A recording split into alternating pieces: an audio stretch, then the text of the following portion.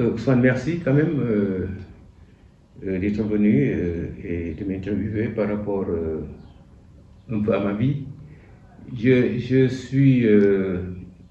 m'appelle El Hadj Diop, El Hadj Momar, les familiers appellent Momar.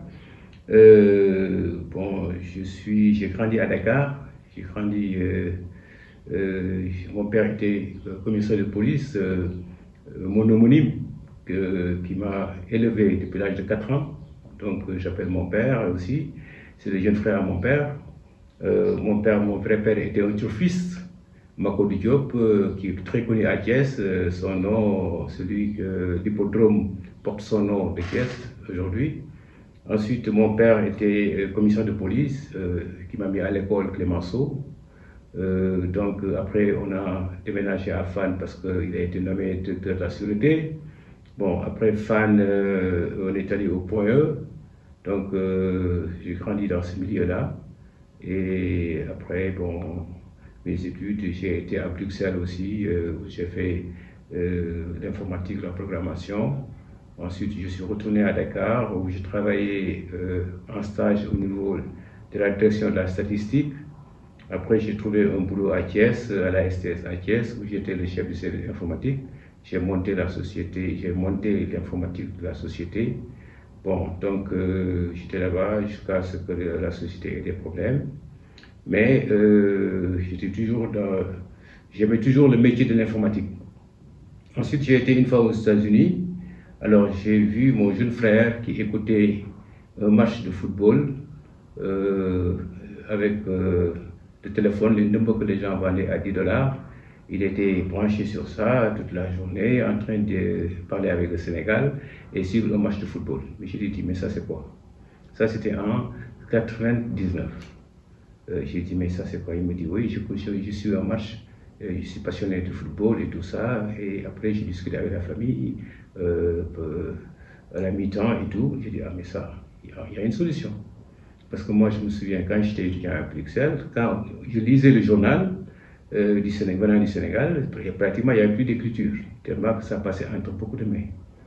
Bon, cette fois-ci, je viens et je vois que toi aussi, pour regarder la télévision, pour suivre quelque chose au Sénégal, tu as des problèmes. J'ai dit, mais il y a une solution, je vais essayer de voir ça. Et dès que je suis rentré, j'ai parlé avec des amis aux États-Unis, à New York. Bon, en rentrant, je suis venu avec un portable, téléphone portable et un ordinateur portable. Je suis rentré, lorsque je suis venu, bon, j'avais un cybercafé. Bon, j'ai aménagé au niveau du cyber, à côté juste, il y avait un garage où j'ai aménagé, il y avait une table qu'on appelait les tables de Jarley, bon, les gens qui étaient d'habitude en les grandes places, comme on disait. Alors j'avais ça, j'ai acheté 2 chaises à 6 000 francs, des chaises en plastique, et j'ai appelé 2 de mes copains. Je vais nommer un statisticien informaticien et un ingénieur en informatique, Hassan Gueye et Diouf. Donc ils sont venus, je les ai dit, je les ai expliqué le problème. Je les ai dit, moi je veux mettre les télévisions et les radios sur Internet. Et là, je crois que c'est possible. Maintenant, il faut qu'on y travaille. Bon, aussitôt, on a essayé. Bon, moi, j'habitais au Point E. Bon, je venais travailler à la Médina. Mais chaque fois, il y avait à 3 h du matin, quand je suivais les affaires, je voyais que ça coupait. Je venais et tout ça. Donc, finalement, on a installé un bureau. Bon, après, on a commencé. C'était au mois je suis rentré en décembre. En décembre 99, j'ai dit à mes amis aux États-Unis que je peux le faire. Je vais essayer de le faire et de me donner 3 mois. Ils m'ont dit, ok, 3 mois, c'est pas beaucoup, mais est-ce que tu pourras mettre les télévisions sur Internet? J'ai dit, bien, on va essayer. Alors, en janvier, j'ai commencé à mettre la télévision sur Internet. La télévision du Sénégal, qui est la première télévision à être sur Internet 24 h sur 24. Alors, j'ai dit, écoute ça, j'ai commencé, les gens ont dit, c'est pas possible. Et maintenant, on va te donner les moyens. Et là, ils m'ont équipé. vraiment une salle qui était équipée. Ils m'ont envoyé quelqu'un pour former les infographes et aussi pour former quelques développeurs. Donc le gars est venu des États-Unis, c'est un Jamaïcain, Jamie, avec qui je suis en contact jusqu'à présent. Lorsqu'il est venu, on a fait ça, on a commencé à former les gens. J'avais mon chauffeur qui avait un fils qui dessinait très bien, mais de gros dessins qu'on a formés et tout ça. On les a formés vraiment, on a formé les premiers infographistes au Sénégal. Alors j'avais un cybercafé, alors aussitôt aussi, j'ai essayé de former des jeunes à l'informatique. J'ai formé 700 jeunes de la Médina, donc c'était là où j'étais, avec l'appui de la CRDI. J'ai formé 700 jeunes. Ensuite, j'ai monté des sites pour quelques mairies, mairie de Thiès, mairie de Diourbel, mairie de Fatick, dans les temps, bon, j'en passe. Et pour les conseils régionaux aussi. Je leur faisais des sites internet.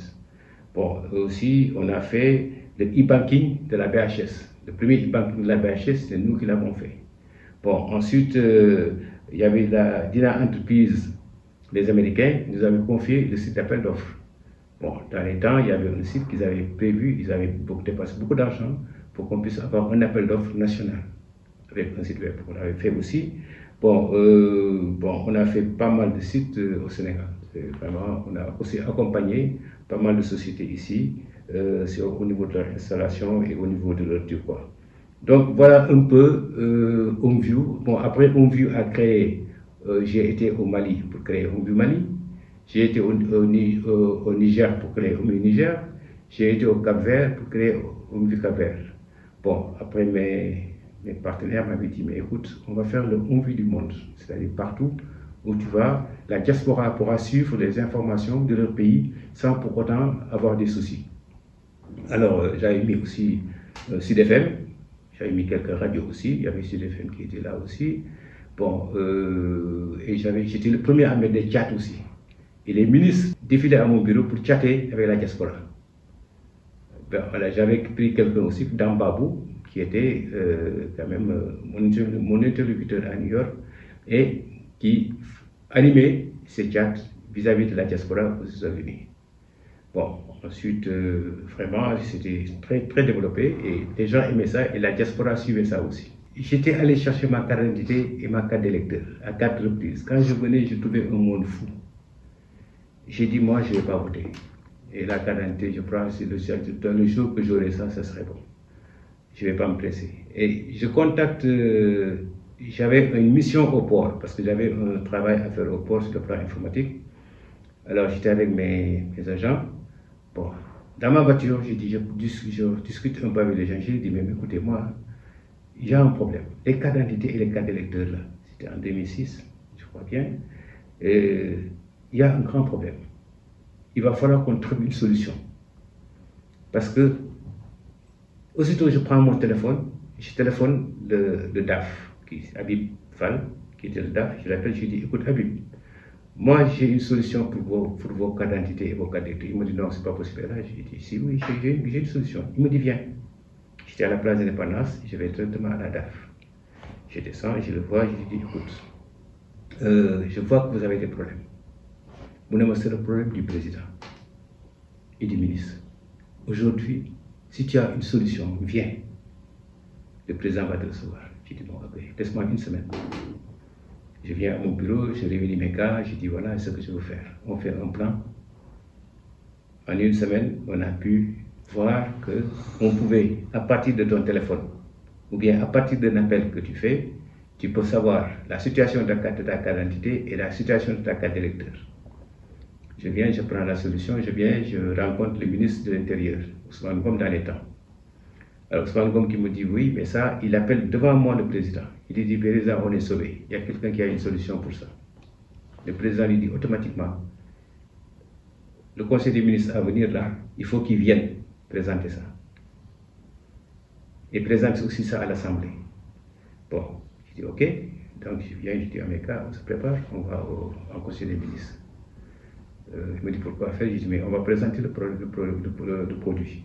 On vient, bon, les ministres avaient le portable. Alors on a fait un truc, une démonstration. Les ministres étaient là, tout le monde était ébahi quoi. Et non, c'est pas possible. Bon, finalement nous avons fait la présentation. Après j'ai pris 40 postes que j'ai installés au niveau du ministère de l'Intérieur, avec 40 opérateurs qui se relayaient, qui travaillent 24 heures sur 24. Alors, donc, les gens appelaient, les gens qui n'ont pas de portable, même si tu peux appeler, tu appelles, aussitôt, on te donne la position de ta carte d'identité et de ta carte d'électeur. C'était très facile, donc tu retires ta carte. D'ailleurs, moi, c'est comme ça que j'ai retiré ma carte et mon truc. Bon, alors, on a fait ça, on a été à l'Assemblée, on a présenté, chez les films de la présidence, là, en Conseil des ministres, on a présenté ça à l'Assemblée, au ministère de l'Intérieur, aussi on a présenté ça, et maintenant, je me souviens aussi, en rétrospective, en 2000, j'ai été à Bamako 2000, quand j'ai présenté Omview à Bamako 2000, TV5 avait dit non, on ne pouvait pas le faire. J'ai dit, mais il y a une journaliste qui l'a dit, mais écoute, ça on le fait. Sa femme est journaliste, lui aussi est journaliste, ils étaient là-bas, je les ai rencontrés là-bas, je les ai connus là-bas, ils se sont dit, mais non, il le fait. Au Sénégal, c'est lui qui met les télévisions et les radios sur Internet. Le gars dit, non, c'est pas possible. Donc, on était même en avance par rapport à la France, par rapport sur Omview. Bon. Donc, aujourd'hui aussi, voilà la solution. Nous avons, sur le plan du numérique, où je me bats, comme vous le savez bien, je suis le président du comité d'organisation du Salon international de l'économie numérique. On est à la 6e édition aujourd'hui. La 5e édition, on a fait ça complètement en virtuel, où les gens n'y croyaient pas. Et quand même, c'était un défi pour moi et pour les autres. Et finalement, on a réussi. Cette année, on a fait la 6e édition, qui est une édition superbe, que vous avez suivie, et on l'a fait en hybride. Donc, aussi bien en online qu'en présentiel, ça s'est très bien passé. Donc, vous voyez un peu, moi, je suis pour le numérique. Et j'y crois.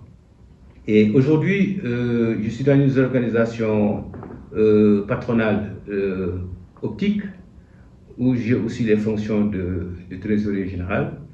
Donc, aujourd'hui, je suis le président du comité d'organisation du salon depuis quand même longtemps. Et aujourd'hui, on se bat aussi au niveau de l'organisation pour que l'État